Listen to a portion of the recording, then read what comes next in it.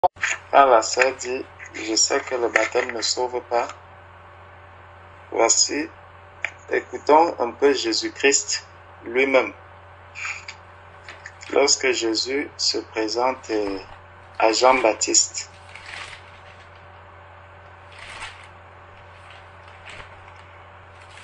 Matthieu chapitre 3, à partir du verset 13, on va lire du verset 13 au verset 15. Parce que justement, beaucoup de personnes pensent que le baptême n'est pas quelque chose d'important, comme certains diront, le baptême ne sauve pas. Oui, le baptême ne sauve pas. Le juste vivra par la foi, c'est vrai. Mais le baptême est un commandement que Jésus a laissé. Dans Matthieu, chapitre... Je vais commencer d'abord par là. Je ne vais pas parler long, rassurez-vous. Je vais juste dire deux ou trois mots. Alors, c'est le Seigneur Jésus qui nous laisse un commandement. Dans Matthieu 28, verset 19, il dit, « Allez, faites de toutes les nations les disciples. Baptisez-les au nom du Père, du Fils et du Saint-Esprit. » Donc, le baptême est un commandement du Seigneur.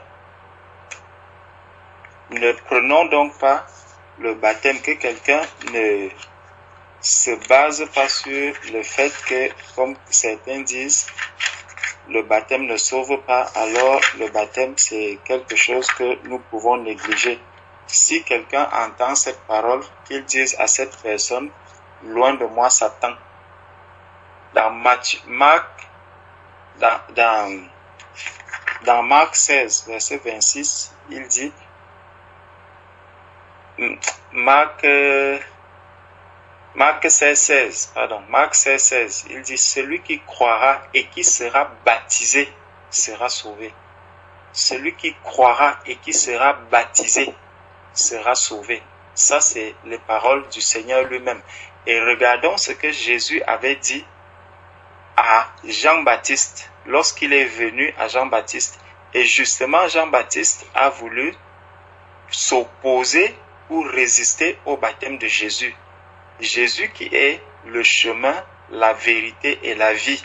C'est lui qui dit à Jean-Baptiste ces paroles. Alors Jésus vint de la Galilée au Jourdain vers Jean pour être baptisé par lui. Mais Jean s'y opposait en disant, c'est moi qui ai besoin d'être baptisé par toi. Cette parole que Jean-Baptiste dit, elle est vraie. C'est lui qui a besoin d'être baptisé par Jésus. Et Jésus baptise, il baptise tous les hommes qui sont sur la terre, mais il les baptise du Saint-Esprit.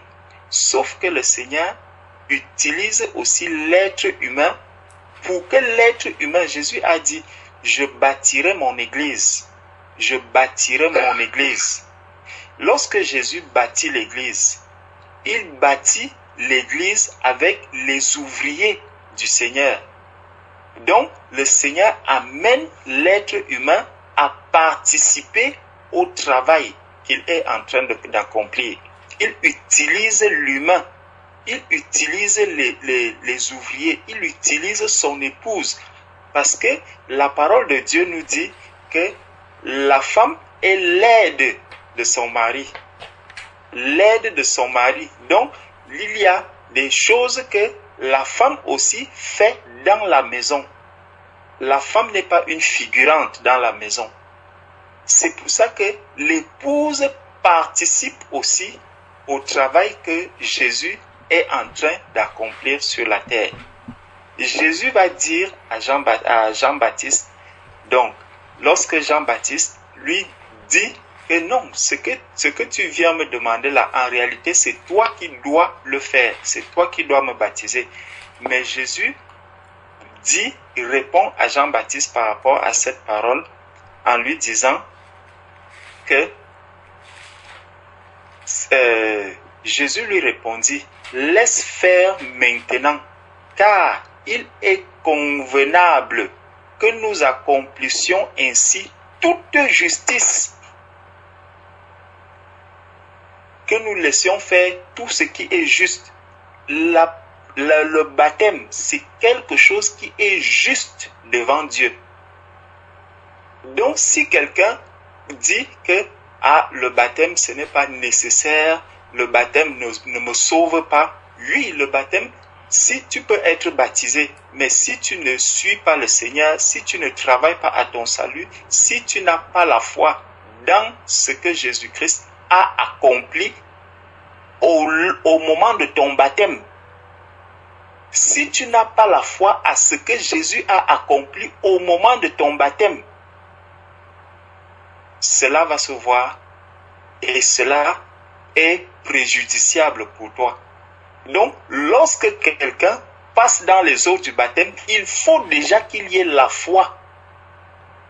Parce que quand on dit « le juste vivra par la foi », pour que ton baptême soit solide, valable, valide, il faut que toi-même tu aies la foi dans ce que Jésus-Christ a accompli dans ta vie au moment de ton baptême.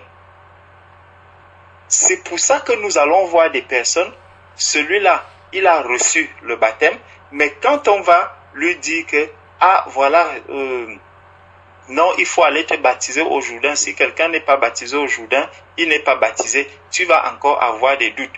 Tu vas maintenant arriver au niveau du Jourdain, on va te dire, non, si ce n'est pas Jean-Baptiste même qui te baptise, ton baptême n'est pas valable. Tu vas aller déterrer maintenant Jean-Baptiste. Donc, la foi du disciple, même dans le baptême, regardons qui baptise Jésus. C'est quelqu'un qui vient dire à Jean-Baptiste que non, à Jésus que non, je n'ai pas, c'est toi qui dois plutôt me baptiser. Donc, Jean-Baptiste se sent d'abord inférieur à Jésus-Christ. Il se voit inutile devant Jésus-Christ. Mais Jésus a la foi totale que ce que Jean-Baptiste va faire là, c'est quelque chose de juste. C'est quelque chose de juste et il n'y aura pas un autre. C'est le seul que Jésus-Christ va faire, le seul baptême de celui qui lui dit que non, c'est moi qui ai besoin de toi dans cette situation, dans le baptême-ci. C'est moi qui ai besoin de toi, ce n'est pas toi. Mais Jésus a cette assurance que ce que Jean-Baptiste va faire, c'est ce qui est juste, c'est ce qu'il faut. C'est ce qui doit être et c'est ce qui doit se faire. Et Jean-Baptiste va recevoir cela, il va accepter, il va le prendre, il le plonge dans l'eau et il sort. Et dès que le fait que Jean-Baptiste le prenne, il le plonge dans l'eau et le ressort, ça déclenche tout un processus. Cela a déclenché tout un processus. Ce processus a été déclenché par qui? Par quelqu'un qui ne valait rien devant Jésus-Christ. Dès qu'il est sorti de l'eau, la parole de Dieu nous dit que quand Jésus sort de l'eau, c'est là que l'Esprit vient sous la forme corporelle d'une colombe se poser sur lui. C'est d'abord à partir du moment où il a été plongé dans l'eau. Donc, il a mis sa foi dans le baptême qu'il était en train de faire. Il croyait à ce baptême parce qu'il l'a trouvé juste devant Dieu, devant le Père. Il fallait que ce baptême-là se passe. Il fallait que ce baptême-là soit fait par Jean-Baptiste. Parce qu'il y avait quelque chose que cela devait déclencher dans la vie de Jésus-Christ, dans la suite de la marche de Jésus-Christ. Donc le baptême, contrairement à ce que l'on peut penser, le baptême vient déclencher toute une vie. Le baptême, il déclenche tout un processus dans la vie spirituelle de quelqu'un, de chaque enfant de Dieu que nous sommes. Donc que personne ne néglige le baptême. Donc c'est juste cette petite parenthèse que je voulais faire. Que Dieu vous bénisse. Amen. Amen. Amen. Amen. Je vais compléter ce que le frère, enfin appuyer plutôt ce que le frère a dit et confirmer cela par la parole du Seigneur. Donc, je dirais clairement que le baptême sauve. Ça peut choquer, mais c'est vrai. Le baptême sauve. Amen. Amen. Si on nous a dit que le baptême ne sauve pas, c'est faux. C'est une fausse doctrine. Le baptême sauve. Et on va lire ça littéralement. C'est écrit littéralement dans la parole de Dieu que le baptême sauve. Donc, le frère a déjà lu tout à l'heure dans Marc 16, où il est dit que celui qui croira et qui sera baptisé sera sauvé. Commençons dans Éphésiens chapitre 4. Le baptême sauve. Éphésiens chapitre 4.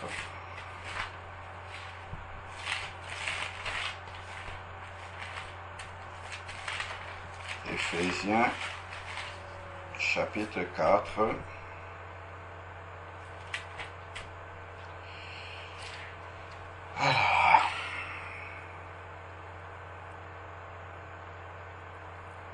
Donc,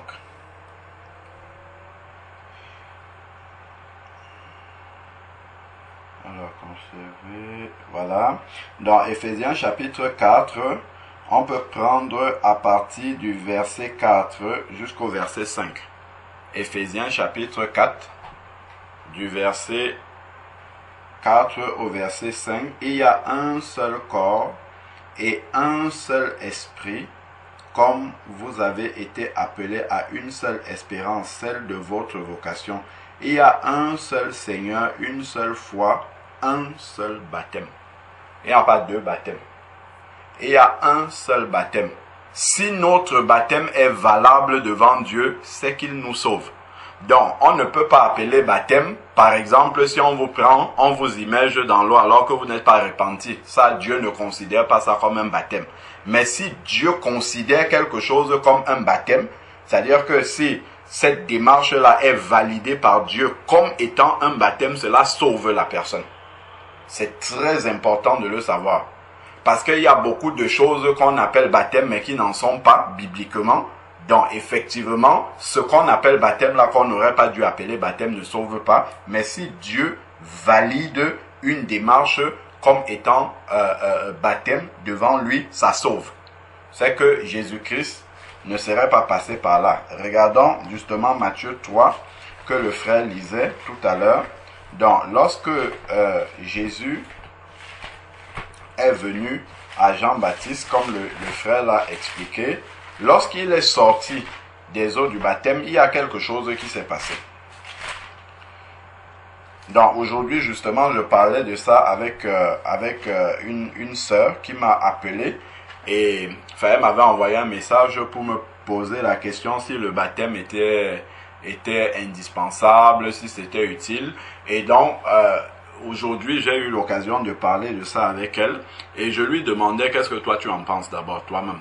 Qu'est-ce que tu as compris? Elle me disait, bon, le baptême n'est pas, ça dépend de la conviction de la personne, si la personne est convaincue, mais c'est pas indispensable. Le plus important, un peu comme on entendait là, le plus important, c'est vraiment mon attachement au Seigneur et ainsi de suite. Et juste avant ça, on était en train de parler de son travail et le Seigneur m'a donné une explication par rapport au travail, justement, par rapport au contrat. Donc, je lui expliquais que, imagine un peu que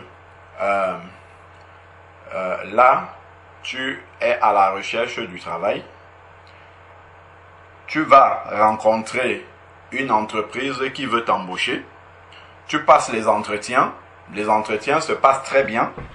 Donc, on te présente le poste, tu dis au recruteur, le poste m'intéresse vraiment, je me projette déjà sur ce poste-là.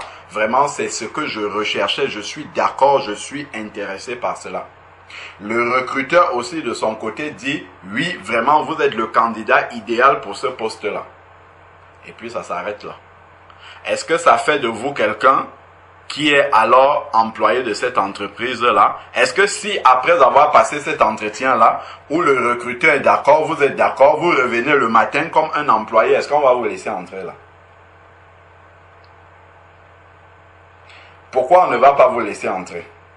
Parce qu'il y a quelque chose qui manque. Vous n'avez pas signé de contrat avec cette entreprise-là. Vous êtes d'accord, l'employeur est d'accord, tout le monde est d'accord, mais vous n'avez pas signé le contrat. Donc, on ne peut pas vous considérer comme étant un salarié de cette entreprise-là. Parce qu'il n'y a pas de contrat qui vous lie. Et le Seigneur me conduisait à dire à cette sœur-là que le baptême, effectivement, c'est ce contrat-là. C'est le contrat que tu dois signer pour devenir un enfant de Dieu, pour appartenir à l'entreprise, dans le cas de l'entreprise-là. Pour appartenir à la maison de Dieu, il faut signer ce contrat-là. Et ça, on le voit avec Jésus-Christ. Dans un contrat justement d'emploi, là où l'exemple dont on parlait, dans un contrat d'emploi, en fait, il y a les deux parties doivent signer. Donc, le candidat qui est recruté doit signer, il doit apposer sa signature. Ça, c'est prendre la décision de se baptiser, c'est venir se faire baptiser. Et ensuite, maintenant, l'employeur aussi doit signer de son côté pour que le contrat soit valable. Eh bien, c'est ça. Lorsque nous prenons la décision d'obéir au baptême, c'est là que nous signons notre partie du contrat. Et le Seigneur, lorsque nous entrons dans les eaux du baptême, il va signer aussi sa partie en nous envoyant le Saint-Esprit. Et il va dire, celle-ci est désormais ma fille Patricia, en qui j'ai mis toute mon affection. Comme il a dit pour Jésus-Christ, celui-ci est mon fils, en qui j'ai mis toute mon affection, c'est-à-dire qu'il appartient à ma maison.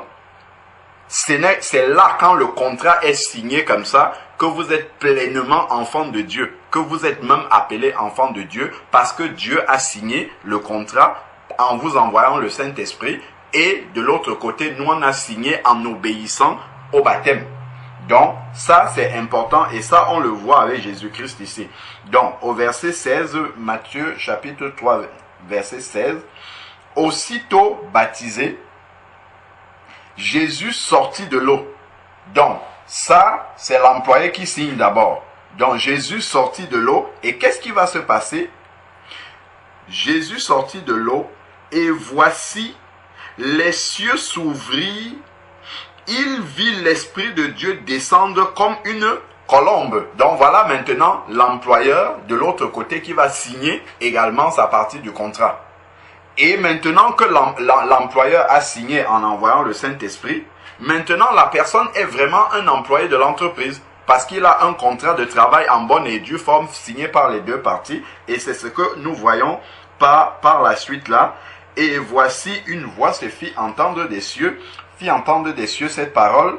Celui-ci est mon fils bien-aimé en qui j'ai mis toute mon affection. C'est-à-dire que c'est désormais quelqu'un de la maison, il appartient à l'entreprise. Donc, si on n'a pas de contrat de travail, on n'appartient pas à cette entreprise-là. Donc, appartenir à l'entreprise, entendons bien, c'est être sauvé. C'est appartenir à la maison de Dieu. C'est être membre du royaume de Dieu, dans notre exemple. Donc, ici, là, déjà, nous permet de le comprendre. Si nous prenons Actes chapitre 2. Actes chapitre 2, verset 38. Donc, le jour de la Pentecôte, ceux qui assistaient, au verset 37, on posait la question à Pierre. Frère, que ferons-nous pour être sauvés après avoir écouté sa prédication? Pierre va répondre, toujours le contrat. Il va dire au verset 38, Pierre leur dit, repentez-vous, et que chacun de vous soit baptisé au nom de Jésus-Christ pour le pardon de vos péchés. Est-ce que c'est le baptême qui pardonne les péchés? C'est bien la repentance, non? Mais le pardon des péchés est validé par l'obéissance au baptême. C'est là, c'est écrit pour le pardon de vos péchés. C'est pas le baptême qui valide c'est pas le baptême qui pardonne, c'est bien la repentance qui pardonne, mais Dieu le valide, il nous valide comme ayant nos péchés pardonnés si nous prenons cet engagement-là. Parce que quelqu'un qui vient, qui se repent et qui continue à marcher dans le monde sans appartenir à l'église, en fait, ses péchés ne sont pas pardonnés. Ils sont pardonnés, mais ils retournent dans la boue immédiatement.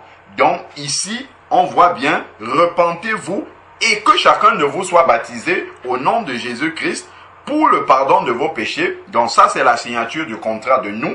Et ensuite, maintenant, vous recevrez le don du Saint-Esprit. Ça, c'est l'autre partie, l'employeur, le Seigneur, qui vient signer aussi sa partie et qui dit que nous lui appartenons désormais. Et là, maintenant, nous sommes sauvés.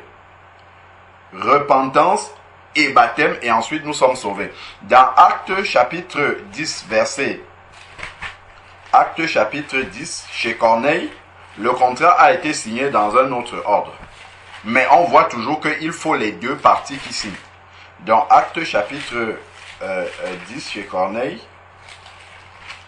on prend à partir du verset 44. Donc Pierre était en train de parler chez Corneille et il y a quelque chose de surnaturel qui va se passer. Comme Pierre prononçait encore ces mots, le Saint-Esprit descendit sur tous ceux qui écoutaient la parole. Tous les croyants incirconcis, dont le Saint-Esprit est descendu sur ceux qui écoutaient la parole, ça c'est Dieu qui a signé déjà, pour dire que ces personnes-ci, moi je suis prêt à les embaucher.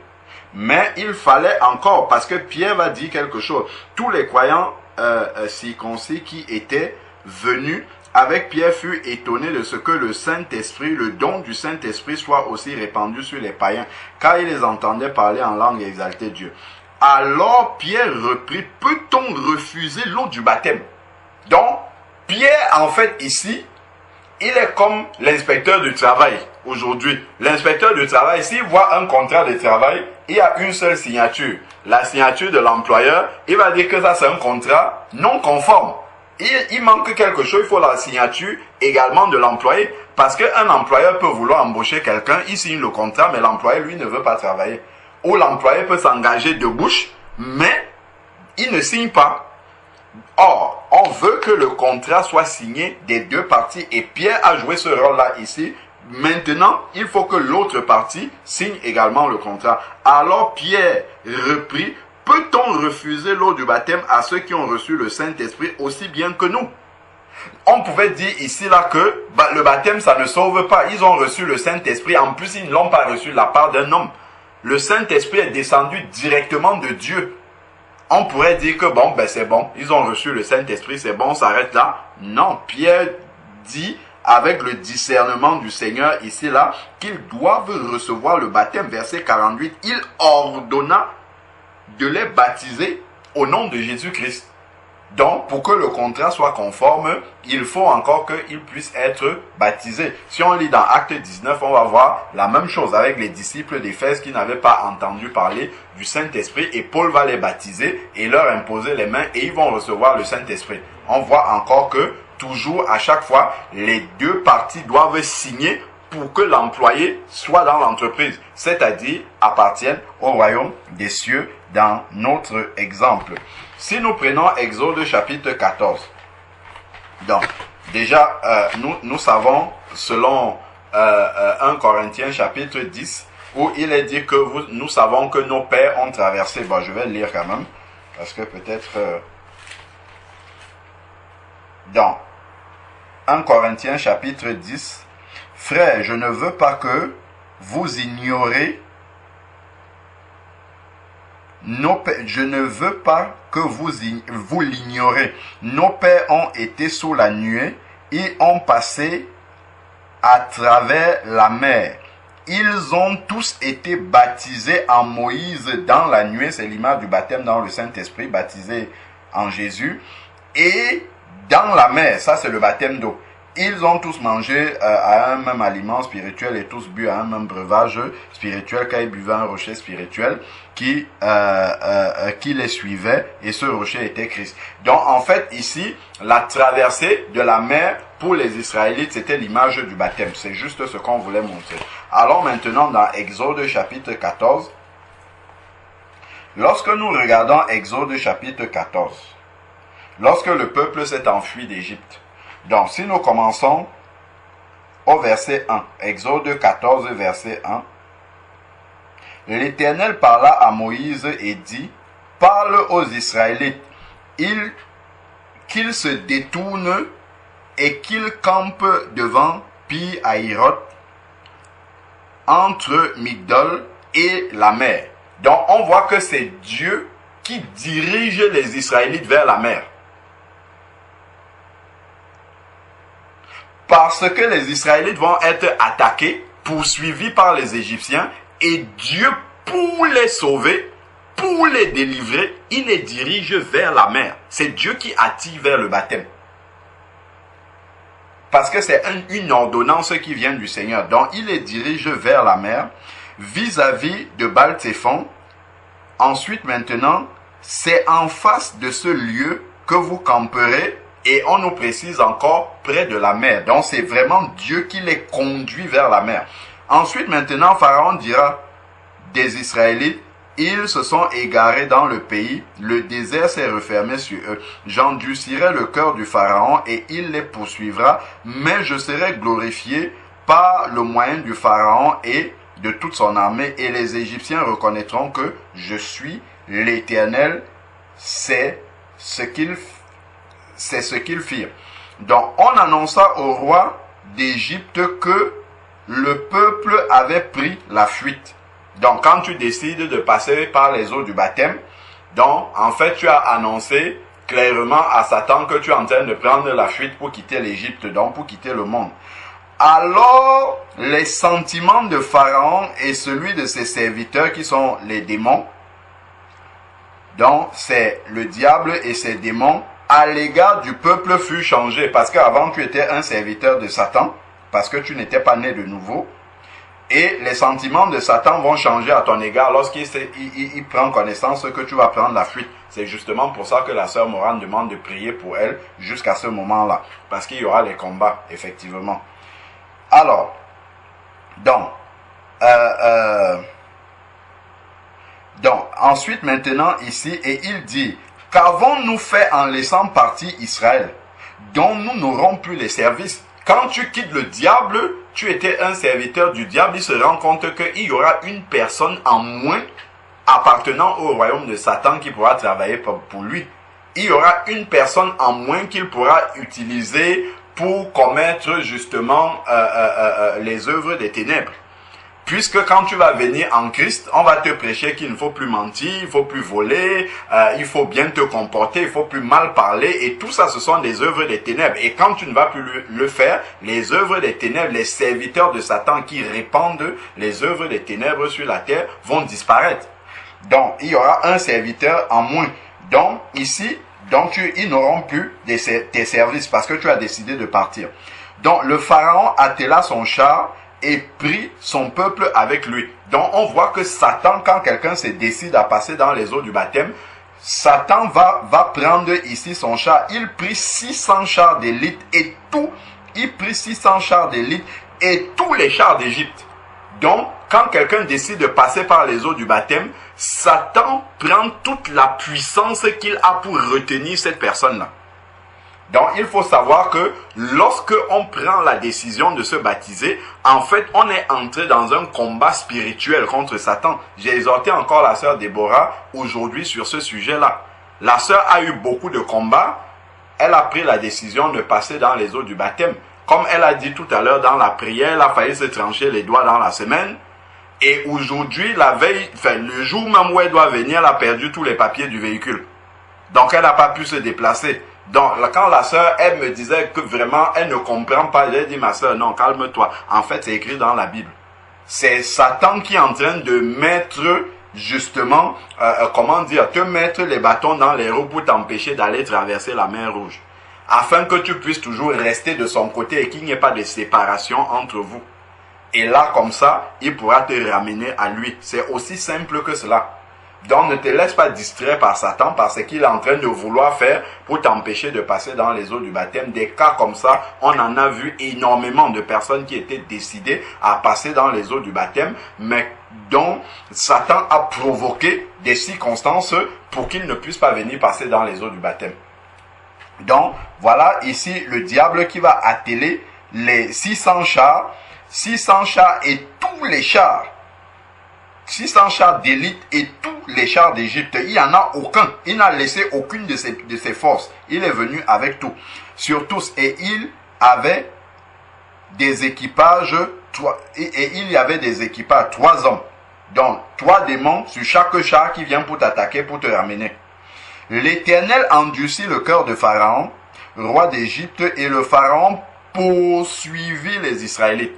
Donc, le diable va te poursuivre dès l'instant que tu as décidé de passer dans les eaux du baptême, où tu as décidé de le quitter, de quitter le monde pour aller à Christ. Le diable, là, il va te combattre. Et Dieu va t'entraîner rapidement à passer dans les eaux du baptême, afin que le diable, Pharaon, ne puisse pas te rattraper. Voilà pourquoi les apôtres, quand quelqu'un recevait le Seigneur dans sa vie, on le baptisait immédiatement. On attendait, même quand on regarde dans Acte 16, le geôlier a reçu le Seigneur dans la nuit avec sa famille, ils ont été baptisés tous. Et immédiatement, on n'a même pas attendu le lendemain pour ne pas laisser le temps à Pharaon avec ses chars de rattraper le geôlier et sa famille. De la même façon, l'eunuque éthiopien, dès qu'il a vu l'eau, qu'est-ce qui empêche? Quand il dit à Philippe dans Acte 8, qu'est-ce qui empêche que je sois baptisé? Philippe lui dit, si tu crois dans ton cœur, cela est possible. Il a baptisé immédiatement.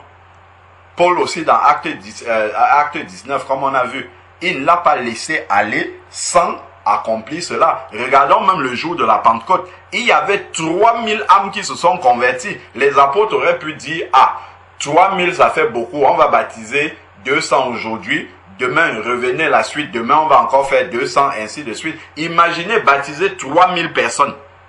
Ils ont baptisé 3000 personnes les uns à la suite des autres. Justement parce que eux, ils avaient compris ce que nous sommes en train de lire. C'est que ces personnes qui ont reçu la parole de Dieu de bon cœur, si on les laisse partir là, Satan peut venir pour essayer de les empêcher de traverser la mer Rouge. Donc, voici Satan qui vient ici, là, avec tous ses chars. Verset 9 maintenant. Nous sommes dans Exode, chapitre 14, verset 9. Les Égyptiens les poursuivirent et tous les chars de Pharaon et ses cavaliers et son armée les atteignirent. Alors, ils campaient près de la mer. Donc, Dieu les attire toujours près de l'eau. Parce qu'il va avoir le salut au travers de l'eau. Vers Pi-Hahiroth, vis-à-vis de Baal-Séphon. Donc, le Pharaon approchait, les Israélites levaient les yeux, et voici que les Égyptiens s'étaient mis en marche derrière eux. Voilà toutes les manigances que Satan fait pour empêcher celui qui décide de s'engager de passer dans les eaux du baptême. Et les Israélites furent comment? Remplis de crainte, et ils crièrent à l'Éternel. Bon, ensuite ils vont quereller Moïse. Et maintenant, qu'est-ce qui va se passer? Moïse va leur dire au verset 13, soyez sans crainte. Regardons, Moïse leur dit, soyez sans crainte, restez en place et voyez comment l'Éternel va faire comment? C'est quel mot qui est écrit là? Sœur Morane, est-ce que tu peux lire dans ta Bible? Qu'est-ce qui est écrit?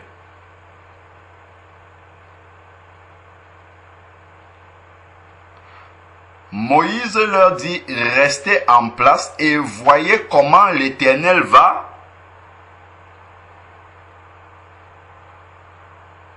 Quel est le mot qui est écrit là?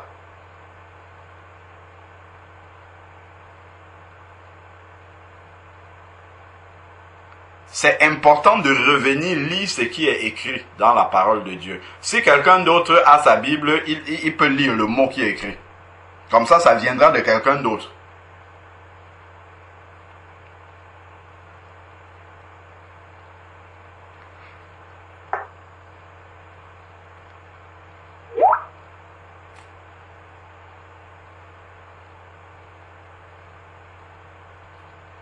D'accord. Je vais lire ce que la sœur a dit. Parce que je n'avais pas affiché la conversation. J'ai vu que la sœur Morane a parlé.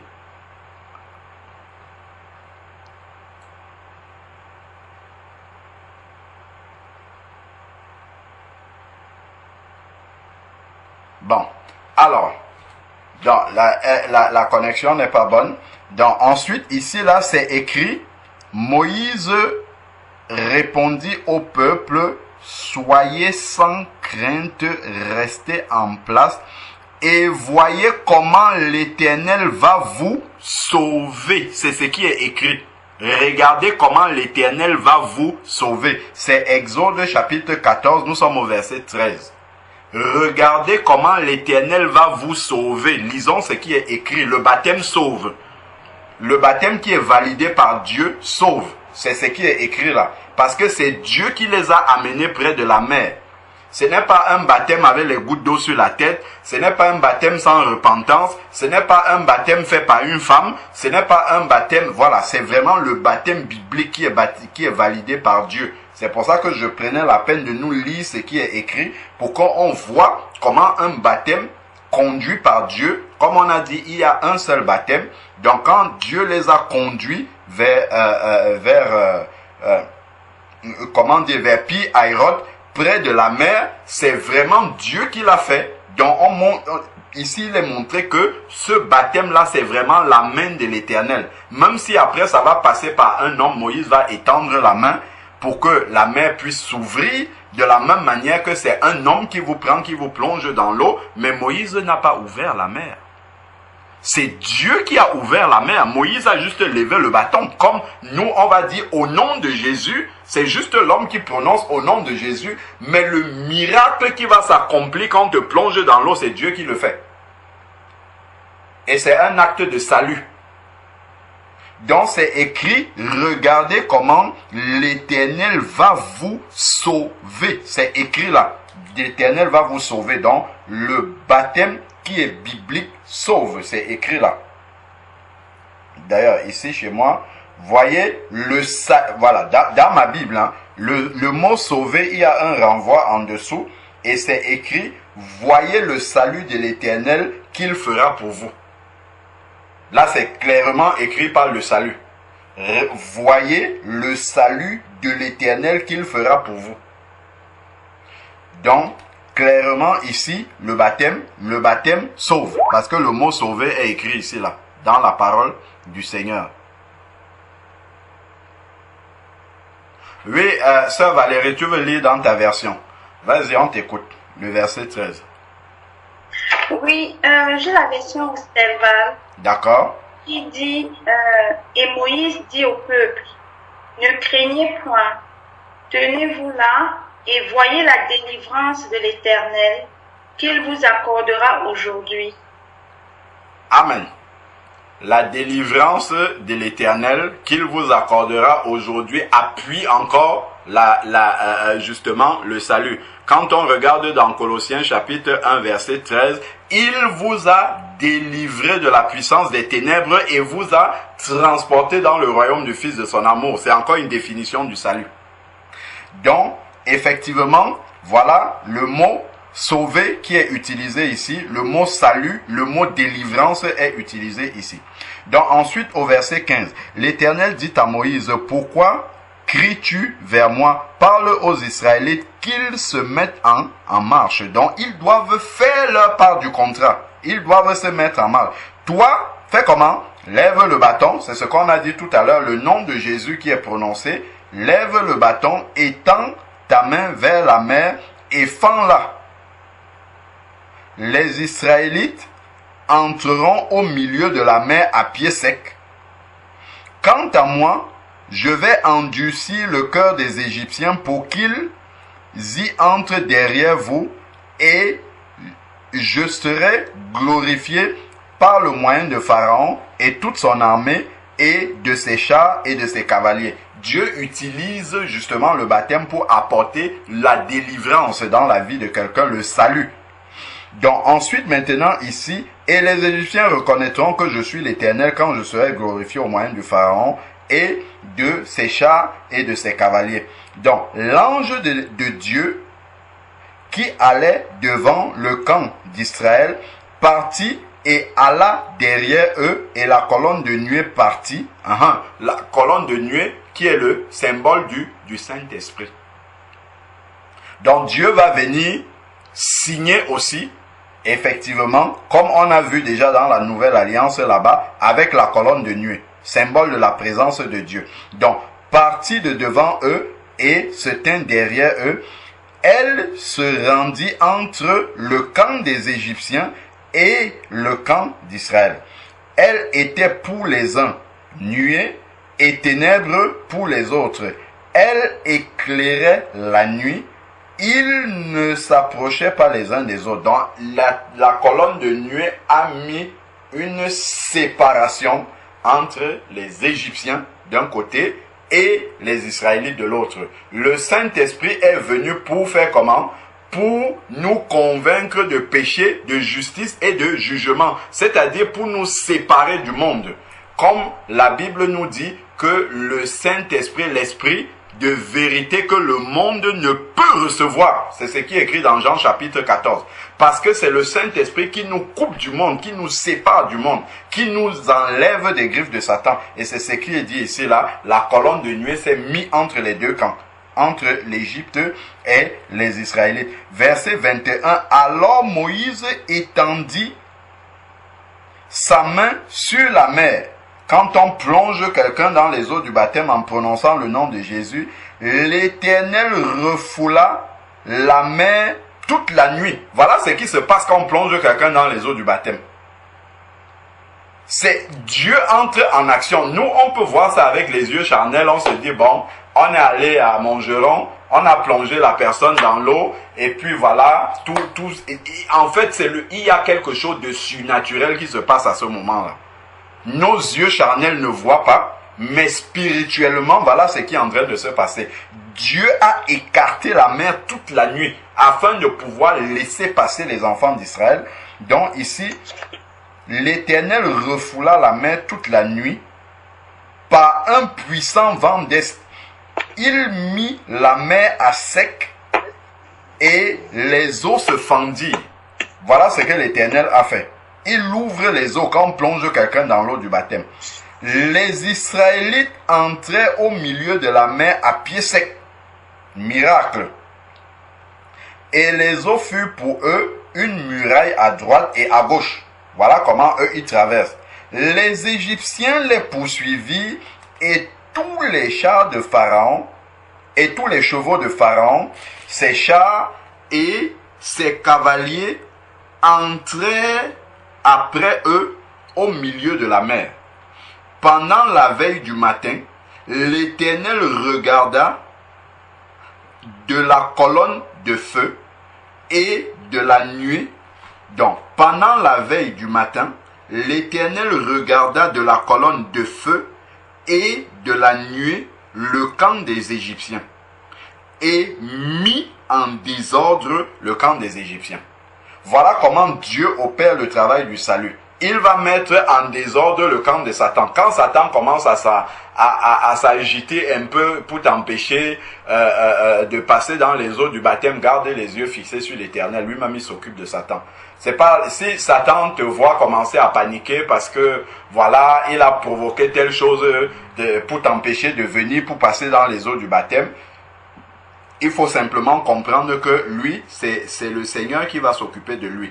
Mais s'il te voit agité, il te voit paniquer par rapport à ça, il sera très content. Il va se dire, bon, voilà, cette personne-là, je l'ai eue, elle est tombée dans mon piège, et donc elle pense que je peux empêcher. Non, l'Éternel combat. Ici, il écarta les roues des chars et alourdit la marche. Les Égyptiens dirent alors, là, voilà le diable et ses démons maintenant.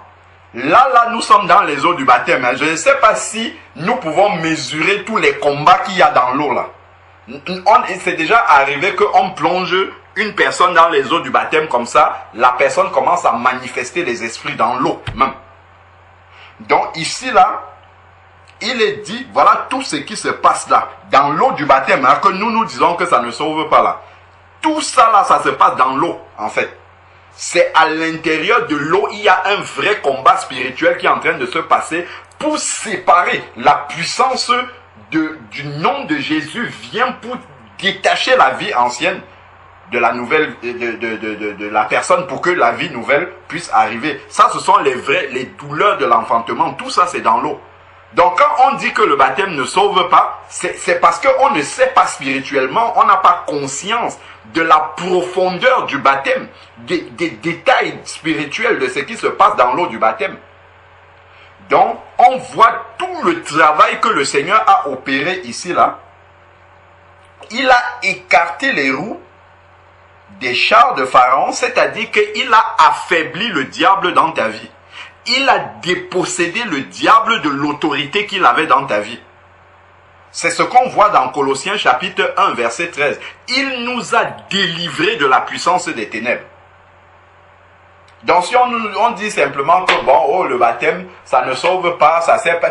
Le diable, il est présent le jour du baptême. Il est là. C'est l'invité principal le jour du baptême. Parce que ce jour-là, c'est le jour où il doit partir de ta vie définitivement. S'il traînait encore là, ce jour-là, il doit faire ses bagages et partir.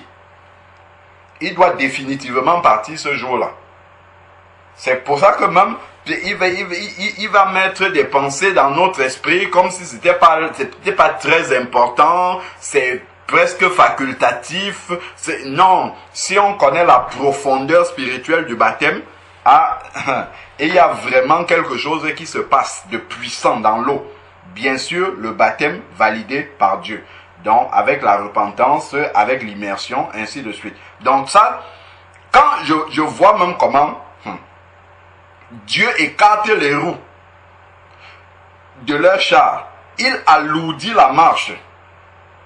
Tout ça, ça se passe dans la mer. Dites-moi alors, si on baptise quelqu'un avec les gouttes d'eau de la tête, sur la tête, comment est-ce que ici là, Pharaon, avec juste quelques gouttes d'eau, peut être englouti avec tous ses chars? Comment quelqu'un peut être vraiment délivré si on lui met les gouttes d'eau sur la tête seulement? C'est en plongeant la personne dans l'eau, bien sûr, la personne qui est repentie, dont le cœur a décidé de s'engager avec le Seigneur. Quand on le met dans l'eau là et qu'on appelle le nom de Jésus, le nom de Jésus commence à terrasser les choses qui sont dans sa vie. Commence à décapiter tout ce qu'il y a dans sa vie qui ne le glorifie pas, afin que la nouvelle créature puisse sortir. Donc ici, il a alourdi la marche de Pharaon. Les Égyptiens disent, voilà Satan et ses démons, fuyons devant Israël. Voilà le salut. Fuyons devant Israël. Le diable qui cherchait à te dérouter, dans les eaux du baptême, c'est lui qui va te fuir maintenant. Il dit, fuyons devant Israël, car l'Éternel combat contre les Égyptiens. Il a fallu que les Égyptiens arrivent jusque dans l'eau des eaux du baptême. Donc les Israélites ont quitté l'Égypte, ils ont marché, c'est le symbole de ta repentance. Tu t'es repenti déjà, tu as accepté Jésus comme ton Seigneur et Sauveur, tu as commencé à suivre Jésus, mais tu n'es pas encore passé dans les eaux du baptême. Donc les Égyptiens couraient pour rattraper, mais c'est dans les eaux que les Égyptiens confessent que nous devons fuir cette personne-là maintenant. Nous devons avoir peur de cette personne-là, parce que l'Éternel combat désormais pour lui. De l'autre côté, dans le Nouveau Testament, Luc chapitre 10, verset 19, « Voici, je vous ai donné la puissance de marcher sur les serpents, les scorpions, sur toute la puissance de l'ennemi, et rien ne pourra vous nuire. » C'est dans l'eau du baptême là que tu reçois cette autorité.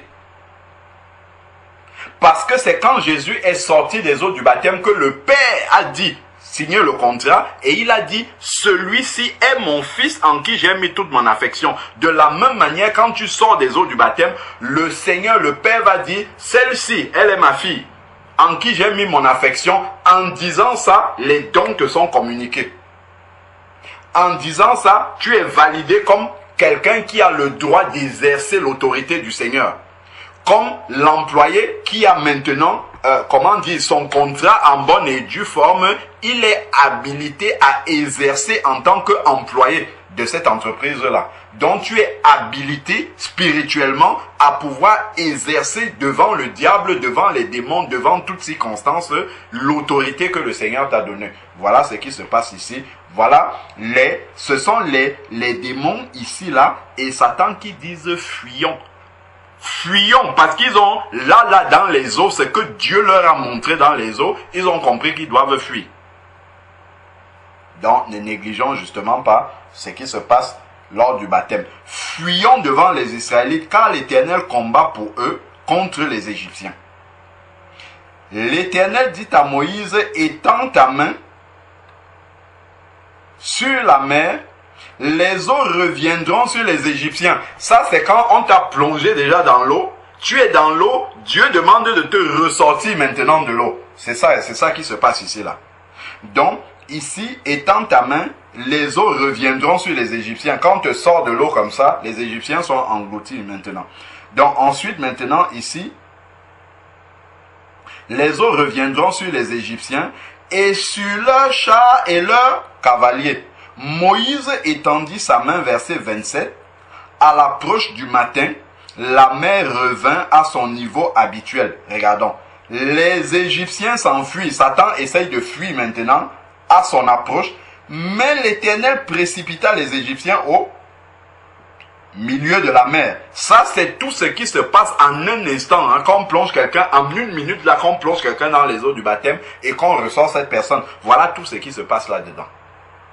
Donc, les Égyptiens, l'Éternel précipita les Égyptiens au milieu de la mer.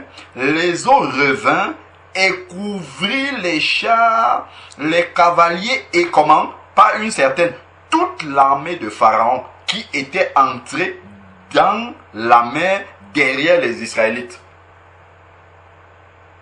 Quand on met les gouttes d'eau sur la tête de quelqu'un, Pharaon n'a même pas besoin d'entrer dans l'eau. Puisqu'il n'y a pas d'eau pour entrer, donc il continue à posséder et à garder la personne. Donc ici, nous voyons que vraiment, dans cette eau-là, il y a un travail de salut vraiment qui s'opère. Il y a un travail de séparation qui s'opère entre l'Égypte et les Israélites. Donc le baptême sauve vraiment. Ce mot-là a été écrit là. Le baptême qui est fait par l'Éternel, qui est conduit par l'Éternel, sauve. Ça accorde le salut. Celui qui sera baptisé, celui qui croira et qui sera baptisé sera sauvé. Le baptême sauve vraiment. Le baptême qui vient du Seigneur. Donc ensuite maintenant, ici là, les eaux revinrent sur les chars, sur les cavaliers et toute l'armée du Pharaon, qui était entré dans la mer derrière les Israélites. Il n'en resta pas un seul. Ils ont tous été éliminés sans aucune exception. Il n'y a aucun Égyptien qui a passé la mer. Le baptême qui vient de l'Éternel. Donc, pas un seul. Mais les Israélites marchaient à pied sec de la mer et les eaux étaient pour eux une muraille à leur droite et à leur gauche. Ce jour-là, regardons ce qui est écrit au verset 30. Si quelqu'un peut lire le verset 30, ce jour-là, je laisse la suite, quelqu'un lise le verset 30.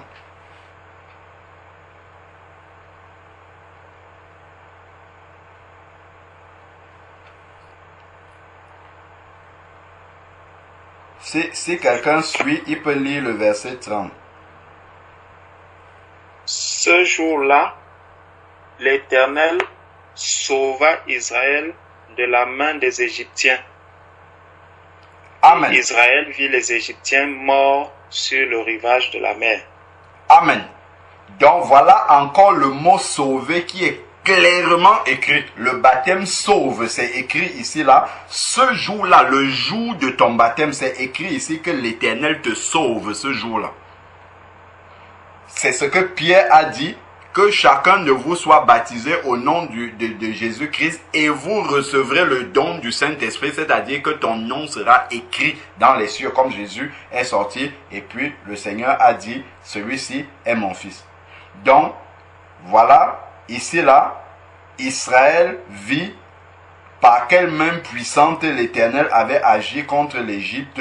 Le peuple craignit l'Éternel et crut en l'Éternel et en Moïse, son serviteur. Donc, regardons ici, si les Israélites n'avaient pas traversé la mer, seraient-ils sauvés? Point d'interrogation. Les Israélites les auraient rattrapés, ils n'auraient jamais été sauvés. Donc, le baptême sauve vraiment. On a lu dans ce texte-là par 2 fois, le mot est dit clairement. Finissons maintenant par un dernier verset. C'est dans 1 Pierre chapitre 3 verset 21. 1 Pierre chapitre 3 verset 21. Vous voyez, quand on dit, on prononce une parole, c'est bien de revenir dans la Bible pour lire ce que la Bible dit. Et là, on peut vraiment être surpris par ce que la Bible dit. Alors, si nous regardons 1 Pierre chapitre 3, verset 21,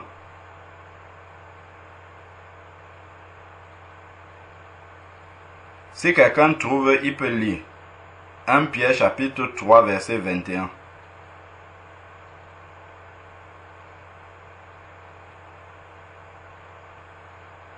C'était une figure du baptême qui vous sauve à présent et par lequel on ne se débarrasse pas de la souillure de la chair, mais qui est la demande adressée à Dieu d'une bonne conscience par la résurrection de Jésus-Christ. Amen. Amen. C'est clairement écrit, c'était une figure du baptême qui vous sauve à présent.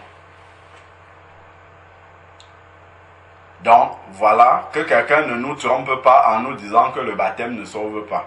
Le baptême conforme à la parole de Dieu sauve la personne. C'est clairement écrit ici, là. Donc, vraiment que Dieu soit béni et qu'il nous aide vraiment à mesurer la grandeur de ce qu'il accomplit. Parce que si vraiment le baptême était aussi facultatif que ça, le Seigneur Jésus-Christ n'aurait pas eu besoin de se soumettre à ce passage-là. Mais vraiment, comme il a dit qu'il est le chemin, la vérité et la vie dans Jean 14, 6, et c'est le modèle que nous devons suivre. Et donc, lui-même, il s'est conformé à ce baptême-là pour nous montrer ce modèle parfait-là. Amen. Donc, ça, c'était le sujet de prière de la sœur Morane. Merci beaucoup, papa. Là, mon cerveau est éclairé. Amen. Je vais encore resuivre ça avec des versets à l'appui. Vraiment, merci. Amen. Parce que, oui, une fois, j'ai dormi la nuit. Alors, on m'a fait monter sur une montagne. Alors, on a ouvert ma bouche et en fait, j'aspire aux dons spirituels. Alors, on a ouvert ma bouche et en fait, l'esprit me disait que je ouvre ma bouche. Alors, il dit, je vais remplir ta bouche par des prophéties. Alors, j'ai ouvert la bouche. Alors, et il a rempli ma bouche par des prophéties. Alors, je me suis réveillée, j'ai dit, mais Seigneur, quand est-ce que ça va commencer? Alors, je ne savais pas qu'il faut d'abord passer et sortir pour voir tout ça. Vraiment, merci, merci, que Dieu vous bénisse. C'était mon jour et mon heure. Regardez, même à cette heure-ci, je suis encore là, d'habitude, à cette heure, je dors déjà. Donc, vraiment, le Seigneur m'a parlé. Vraiment, merci, merci, merci, soyez bénis. Amen, amen. Gloire au Seigneur. Amen. Gloire au Seigneur. Donc, quelqu'un va donc prendre ce sujet de prière là, puisque c'était un sujet de prière à la base. Et d'ailleurs, le fait d'avoir lu ce qui se passe dans Exode 14, doit comprendre que c'est pas une prière à prendre à la légère. C'est vraiment une prière jusqu'à ce qu'elle s'accomplisse, jusqu'à ce que le baptême ait lieu. Parce qu'on voit que Satan et ses démons, Pharaon et ses chars, il n'a pas capitulé jusque dans l'eau. Hein. C'est jusque dans l'eau qu'il a combattu. Amen.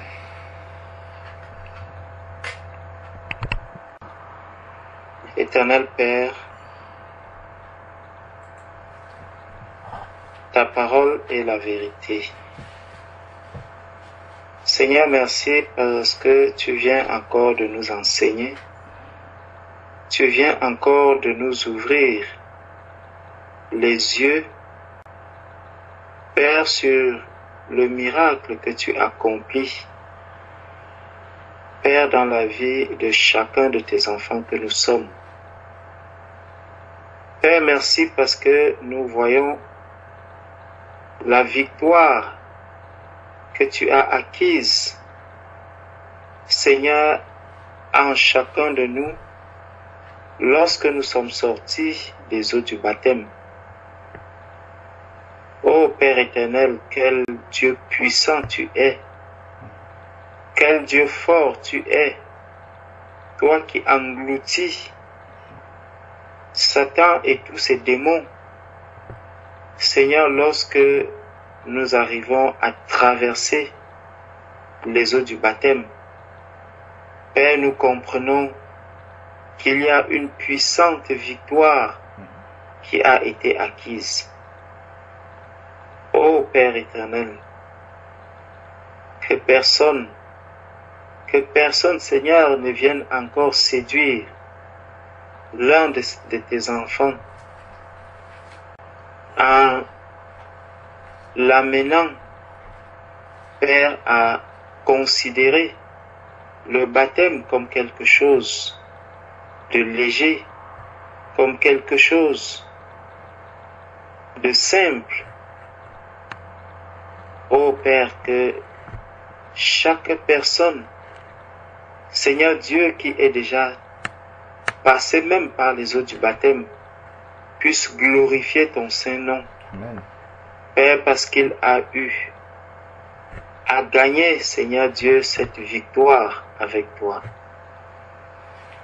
Père, voici mes deux sœurs, la sœur Déborah et la sœur Morane, Père, qui sont prêts à s'engager aussi, Seigneur Dieu, dans les eaux du baptême. Seigneur, nous voyons combien est-ce que le chemin est encore long, bien qu'il soit très court, mais les combats à mener sont encore énormes. Ô Seigneur Père éternel, fortifie mes deux sœurs que voici. Fortifie-les, Seigneur Dieu, afin qu'elles tiennent véritablement ta main, qu'elles ne craignent rien, mais qu'elles s'accrochent vers à celui qui les a conduits sur ce chemin du baptême. Car nous avons lu tout à l'heure, Seigneur, que c'est toi qui as conduit le peuple d'Israël vers la mer. Nous savons que ce que tu as accompli physiquement avec le peuple d'Israël, Éternel, tu l'accomplis spirituellement avec nous. Seigneur, tel que ma sœur disait, en parlant de la foi, Père, qu'elle ait la foi dans la force et la puissance que tu as, afin qu'elle traverse, Seigneur Dieu, ces eaux du baptême, et qu'elle en ressorte, Père, une nouvelle création, celle-là qui a gagné le combat dans les eaux du baptême avec toi. Père, viens ôter toute crainte, viens ôter, Seigneur Dieu, toute peur, tout ce qui peut empêcher mes sœurs de porter les regards vers toi. Éternel, ouvre encore les yeux de mes sœurs pour qu'elles voient les combattants que tu as placés à leur côté pour mener ce combat pour elles. Seigneur, la victoire est la nôtre. La victoire est celle de ma sœur Déborah. La victoire est celle de ma sœur Morane. La victoire est celle de tous ceux-là, Père, qui se sont engagés avec toi pour passer dans les eaux du baptême. Seigneur, nous te rendons grâce également même pour tous les instruments que tu utilises pour que ces baptêmes puissent avoir lieu. Ô Père, donne-nous de garder les regards fixés sur toi, Père, afin que nous puissions accomplir ce qui est juste. Car le baptême est juste, Seigneur Dieu, devant toi. Merci, Père, encore pour cet enseignement. Merci pour ce que tu viens encore de nous révéler. À toi toute la gloire, Père. Au nom de Jésus-Christ. Amen. Amen. Amen. Amen.